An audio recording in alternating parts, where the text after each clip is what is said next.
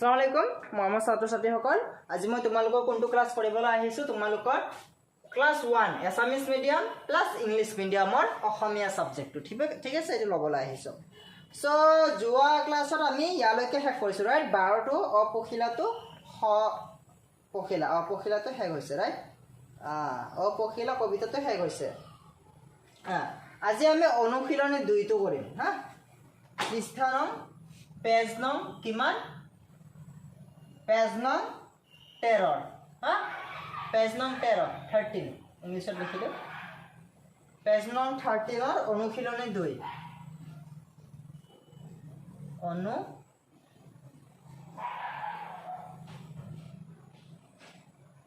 अनुशीलनी 2 तो आज আমি কৰিম ঠিক আছে ইয়াত চোৱা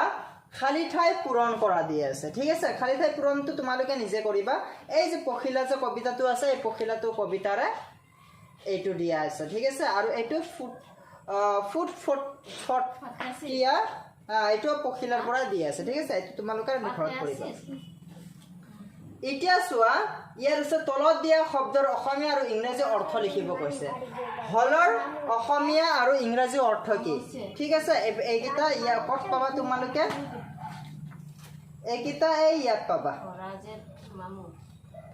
ইয়াত পাবা ঠিক আছে ইয়াৰ পৰা চাই এইকেটা পূৰণ কৰিবা লবা ঠিক আছে এতিয়া চোৱা বাকি দুইটা মই কৰি দিছো 3 নম্বৰ আখৰ জুটনি কৰি শব্দ লিখা 3 নম্বৰটো কি আছে আখৰ জুটনি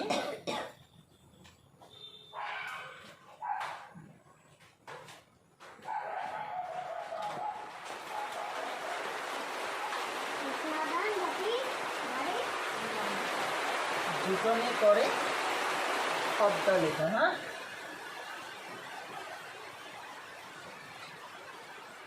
এইটো চোৱা এইটো কি আছে তোমালোকৰ ক নম্বৰত কি আছে চোৱা ক নম্বৰ আছে গ যোগ আ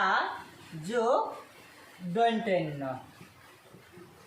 সমান সমান কি হ'ব গ যোগ আ যোগ দন্ত্যন্য কি হ'ব গট আ মানে কি গট আকারে গা আর দন্ত্যন্য কি হল গান হল না এনেকৈ কৰিব লাগিব নেক্সট খ নম্বৰ কি আছে তোমালোকে বহিত কৰি লোৱা হা কিতাপ উলিয়াই লোৱা আৰু বহিও উলিয়াই লোৱা আৰু লিখা বাকি এইকেইটা তোমালোকে ইজি আছে কিতাপত লিখাই আছে তাৰ পৰা উলিয়াই ল'বা ঠিক আছে 3 নম্বৰটো মই কৰি দিওঁ ধ আছে যোগ আ আছে যোগ দন্ত্যন্য আছে এটো কি হ'ব ধ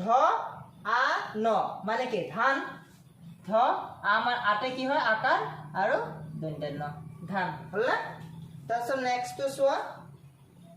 গ নম্বৰটো কি আছে ম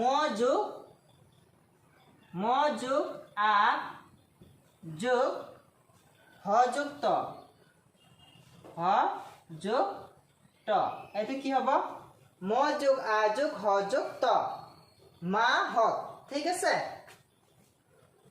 ম আতে আকাৰ আৰু হ আৰু ত মা হত ঠিক আছে তাৰপিছত ঘটো চোৱা ঘটো কি আছে ব যোগ গ যোগ আ হ্যাঁ কি হ'ব ব গা গট আ আছে মানে আকাৰ বগা হল না এনেকৈ লিখি লোৱাচোন তোমালোকে নেক্সট 4 নম্বৰটো এটা আমি কৰিম ঠিক আছে 4 নম্বৰটো কৈছে তলত দিয়া শব্দবোৰৰ আখৰ ভাঙি দেখুৱা এনেকৈ কৰিব লাগিব মানে এইটো তোমালোকক আখৰ জুটনি দিছে মানে এইটো আখৰটো বনাব লাগিব ভাঙি দিয়া আছে বনাব লাগিব ইয়াত আখৰটো দিয়া আছে তোমালোকে নিজে ভাঙিব লাগিব ঠিক আছে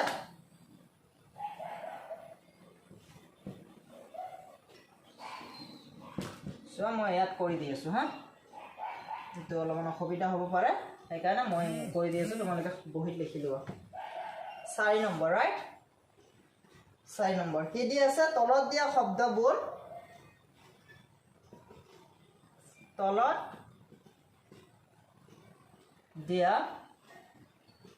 শব্দবোৰ আখৰ ভাঙি দেখুৱা আখৰ ভাঙি দেখুওৱা ঠিক আছে প্ৰথমটো ক নম্বৰত কি আছে চোৱা ক নম্বৰত আছে কাছ কাছ আছে এটো কি হ'ব চোৱা তিনিটা আছে ক যোগ আ যোগ ছ কাছ ক যোগ আ যোগ দ্বিতীয় ছ হলনে কাছ কাছ হলনে ককাৰ কা আৰু ছ কাছ খ নম্বৰটো চোৱা খ নম্বৰটো আছে নামাজ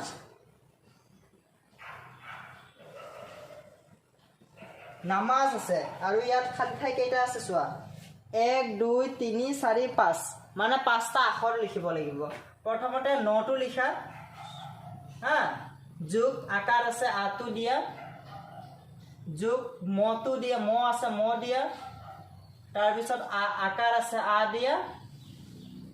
যোগ তাৰ পিছত বৰ্গজ দিয়া হলনে না মা জ নামাজ হলনে 1 2 3 4 5টা আখৰ আহি গৈছে ঠিক আছে এতিয়া গটো চোৱা গটো কি আছে ৰঙা ৰঙা ইয়াত চোৱা কেইটা আখৰ ইথা দি আছে 1 2 3টা আছে মানে তিনিটা আখৰ লিখিব লাগিব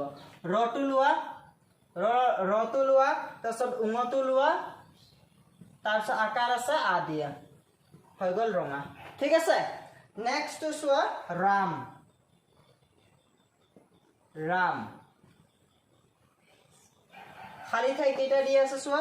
1 2 3টা দি আছে মানে তিনিটা আখৰ লিখিব লাগিব ৰ আছে ৰটো লোৱা প্লাস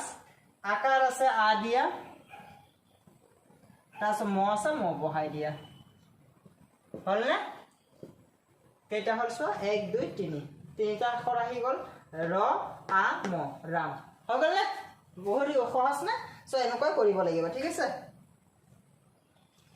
সো হ'ব কালি নেক্সট চেপ্টাৰ আছে হছইকাৰ যুগত শব্দ গঠন ঠিক আছে এটা আমি কালি কৰিম সো আজি কাৰণে এইখিনি থাকক তোমালোকে ঘৰতে পঢ়া শুনা কৰা ঠিক আছে ধন্যবাদ